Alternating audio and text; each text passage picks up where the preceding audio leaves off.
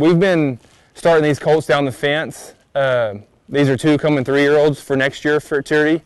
And I'm going to show you some suppling drills that I do, and just kind of prior to when we start taking them down the fence, that way they're a little more soft and broke already before we start going down the fence. Is I'll also do lots of counter arcing them, like, you know, for instance, I've got this right rein here, not much on the outside rein, and he's following his nose pretty good here, but once I bring this rein up on his neck right here, I want him to be able to counter arc also and move off. That way if we're tracking a cow or whatever down the fence and need to move over, we have the power steering and moving over off the inside rein too. Now if I bring this rein, I've got everything off, you know, and just the right rein on his neck right here, pushing him around to the left. Now if I bring everything off and switch, I want that colt to go ahead and follow that nose again and whatnot, and come on around right here. Because you can do too much of the counter arcing as far as moving them around to where when you pull on this rein, the first thing they do is run away from it.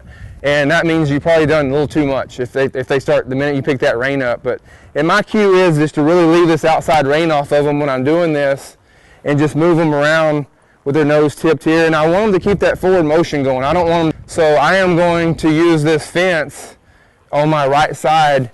And that way when I'm hinging them, I want them to give their head and neck, but I want their shoulders and their body to still stay on this straight line. And the reason I use this fence is if I get out in the open at first, and say for instance I'm doing this hinging deal, a lot of times I don't realize this horse might be drifting on me, you know what I'm saying? He might be drifting away from that rein. And like I say, I do not want him to learn to run away from that rein. I just want him to give his nose and get soft right here. And that way when I'm going down the fence and running down there, all I got to do is pick that rein up and he'll soften and alongside that cow and get real soft right here. And then like I say, when I go the other way, I'm going to go ahead and hinge him around this way. And when I say hinge, I'm going to go ahead and make him come around and really get soft. I mean, like almost touch his nose to my leg here. Now when you first do this, they're probably going to, for the first time on a young colt, they're probably going to dive in here and try to follow that rein, because that's what we've taught them to do, is follow this rein. So just bear with him here and just keep this inside leg on him, on this rib cage here, and just get him to where you can. So I'll get turned around here and then I'll kind of lope him off in the right lead, and we'll hinge him even at a lope.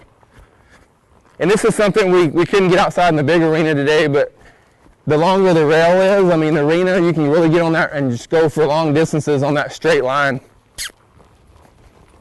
And like I'll be loping him around right here, and I'm going to go ahead and hinge him, but